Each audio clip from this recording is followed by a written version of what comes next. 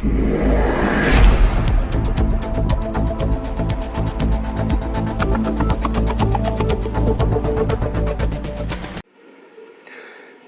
दोस्तों, मैं सार्थक वातल द राइट न्यूज़ में आप सबका बहुत बहुत स्वागत करता हूं। दोस्तों, आज मैं आप सबके सामने एक बार फिर एक राइट न्यूज़ लेकर हाजिर हूं। दोस्तों, आज हम कुछ कश्मीरी पंडित कम्युनिटी के लोगों से मिलेंगे और जानेंगे कि उनके कुछ मसले हैं जिन्हें लेकर उनकी गवर्नमेंट से कुछ मांगे हैं। तो मिलते हैं उनसे और जानते हैं कि वो क्या मसले हैं और उन मसलों को लेकर उनकी सरकार से क्या मांगे हैं। हमारे जो मेन मुद्दे जो है, दो मुद्दे हम इस वक्त मांग रहे हैं। मसले तो हमारे बहुत सारे हैं, एक मसला हमारा नहीं है।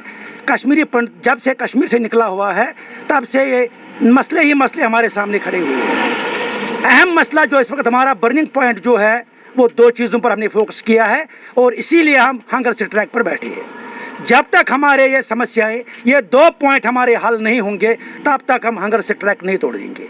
हो सकता है हमें इस हंगर स्ट्राइक को आगे बढ़ाना पड़ेगा या हमें मृत व्रत भी करना गोश्त पड़ेगा, यानी कि हम मरने के लिए भी तैयार है जब तक हमारी डिमांड पूरी नहीं होगी। डिमांड हमारी क्या है मैं वो बताना चाहता हूँ आपको। पहले सबसे बड़ी बात हमारी ये है कि मुझे लगता है कि पिछले 60 सालों से कश्मीरी पंडितों के घरों में नौकरियां नहीं मिली है। हमें जो गवर्नमेंट आई थी, पहले भी जो गवर्नमेंट थी, उन्होंने हमेशा कश्मीरी पंडितों को इग्नोर किया था क्योंकि हम वोट बैंक नहीं है। मेन रीज़न ये है कि हम वोट बैंक नहीं है। और पिछले 30-31 सालों से जब से हमारी माइग्रेशन हो गई है, जब हम कश्मीर में कांटेक्ट करते हैं, हमारी कोई समस्या होती है, वो कहते थे हमारे जुरिडिक्शन में आप नहीं आते हैं।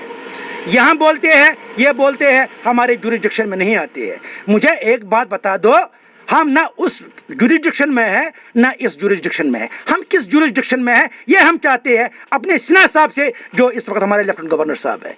हम किस कैटेगरी में है? कश्मीर में बात करते थे एमएलए से या मिनिस्टर से, वो कहता था मेरा जोन नहीं है। ये यहाँ करते थे मेरा जोन नहीं है। मुझे बता दो ये कश्मीरी पंडित कहाँ से आया? क्या ये हिंदुस्तान का नहीं है?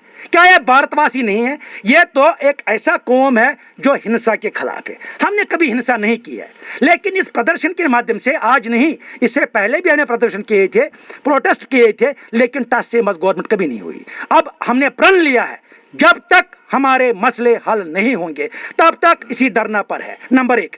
नंबर दूसरी बात हम ये कहते हैं, कम से कम एट लीस्ट एक राशन कार्ड को जो माइग्रेंट हुए हैं, माइग्रेंट जो हुए हैं उनको एट लीस्ट एक राशन कार्ड को एक नौकरी दे दो, गवर्नमेंट जॉब दे दो। दूसरी बात, हमारा रिलीफ कम है। एक बंदे को एक दिन का सिर्फ 108 रुपया मिलता है रिलीफ। आप मुझे बता दो, उन लोगों से मैं कहना चाहता हूं जिनको हजारों रुपया दिन को सिर्फ तेल पर खर्चा है गाड़ियों में घूमने का, हमारा 108 रुपया एक दिन को मिलता है एक बंदे को। हम दवाई लाएंगे, दूध लाएंगे, सब्जी लाएंगे, गैस लाएंगे, घर चलाएंगे, क्या करेंगे? बच्चों को पढ़ाएं। इंसाफ करो। मैं इस गवर्नमेंट से अपील करना चाहता हूं, इस वक्त तो गवर्नमेंट नहीं है, लेकिन हमारे इस यूटी गवर्नमेंट के इस वक्त जो मनोज सिन्हा जी आए हैं, सुनने में तो बड़े तारीफ सुने हैं, मगर उन्होंने भी हमें दुखी कर दिया। पिछले 8 सितंबर को गवर्नर महोदय, लेफ्टिनेंट गवर्नर जी यहाँ हमारे जगती में पहली बार आए। एक आशा की किरण हमें जाग गई। हर एक कश्मीरी पंडित खुश हो गया कि हमें भी जिंदगी में इन 30-31 सालों में पहली बार हमारे पास कोई आया है। बहुत खुश हुए थे। मैं भी उस मीटिंग में अंदर बैठा था। हमने मेमोरेंडम गवर्नर साहब को दे दिया।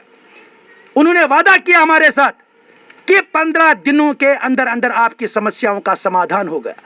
लेकिन दुख के साथ कहना पड़ता है, अब 1 महीना होने वाला है, अभी तक एक समस्या का भी समाधान नहीं हुआ।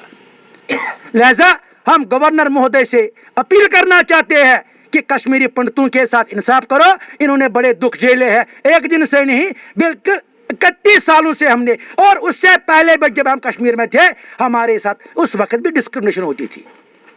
आज भी वही डिस्क्रिमिनेशन 2017 में निकला, जेएस के पोस्ट निकले 2017 में। ये सुनने वाली बात है और आपके माध्यम से मैं ये चाहता हूं कि गवर्नर महोदय के पास, जो हमारे लेफ्टिनेंट गवर्नर आज सिन्हा साहब है, उसके कानून तक ये खबर जानी चाहिए कि हमारे स्टेट में क्या हो रहा है, कश्मीरी पंडितों के साथ क्या हो रहा है। 2017 में जेईस के पोस्ट निकले, बच्चों ने प्राइवेट जॉब छोड़ के बेचारे वो बंबई से, दिल्ली से, बाकी स्टेटों से वापस आ गए और फार्म भरे, उनका इंटरव्यू हो गया, उनका रिटन टेस्ट हो गया, रिटन टेस्ट क्वालिफाई भी हो गया, उनकी डॉक्यूमेंट्स वेरिफिकेशन श्रीनगर में भी हुई। जब लिस्ट निकल गया, खाली 70 लड़कों का लिस्ट निकल गया। अगर 150 पोस्ट थे, R&B में 100 पोस्ट थे, 50 पोस्ट PHE में थे, खाली 70 पोस्ट आपने वहां पर फिलअप किए। पहले गलती SSB की है। SSB से मैं यह कहना चाहता हूं, अगर आपने रिटन टेस्ट लिया उस वक्त, आपने PHE वालों का और R&B वालों का एक रिटन टेस्ट लिया।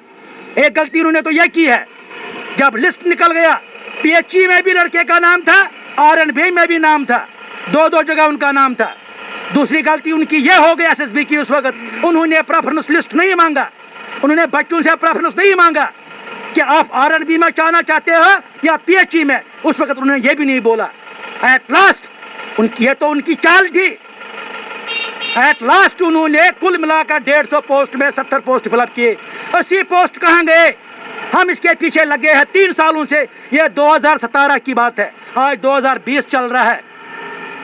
70 पोस्ट फिलअप गए, 80 पोस्ट अभी अनफिल है। मैं गवर्नर महोदय, लेफ्टिनेंट गवर्नर सिन्हा साहब से यह कहना चाहता हूं, सिन्हा साहब इंटरवेन खुद कीजिए, देखिए इस J&K स्टेट में क्या हो रहा है। खासकर कश्मीरी पंडितों का नाम सुनकर उन फाइलों को रद्दी की टोकरी में डाला जाता है। सेक्रेटरी के पास जाते हैं, बोलता चीफ सेक्रेटरी के पास फाइल है, चीफ सेक्रेटरी के पास जाते हैं, सेक्रेटरी के पास फाइल है, सेक्रेटरी के पास जाते हैं, SSB के पास फाइल है। SSB, मैं गवर्नर महोदय को यह कहना चाहता हूं, अपील करना चाहता हूं, महोदय, गवर्नर महोदय जी, आज भी देखो, परसों एक रणदीप पाल सिंह है, सीरियल नंबर 6 पर है, उसका परसों SSB ने विदहेल्ड रिजल्ट था, विदहेल्ड करके उन्होंने रिलीज करके सेक्रेटरीट में भेजा है। वो फाइल कहां गई? वो फाइल किस रद्दी की टोकरी में डाली आपने? कश्मीरी पंडितों के साथ इतनी गद्दारी क्यों, इतना बेइंसाफी क्यों? हम कब तक सहन करेंगे? मुझे लगता है सिन्हा साहब, वो दिन दूर नहीं, वो लिखे पढ़े बच्चे हमारे, जिन्होंने B.Tech किया, जिन्होंने M.Tech किया, जिन्होंने बड़े बड़े ट्रेनिंग की है, मुसीबत की जिंदगी बसर की उसके बाप ने, बच्चे के बाप ने, लेकिन बच्चों को अनपढ़ नहीं रखा, पढ़ाया लिखाया, अपना सोना तक बेचा, लेकिन लास्ट में क्या? खोदा पहाड़ निकला चूहा। यह हमसे अब बर्दाश्त नहीं होगा, चाहे हमें किसी भी हद तक जाना पड़ेगा, हम अपना हक बिल्कुल लेके रहेंगे, अपना हक लेके रहेंगे, अपना हक, अपना हक, अपना हक। जय हिंद।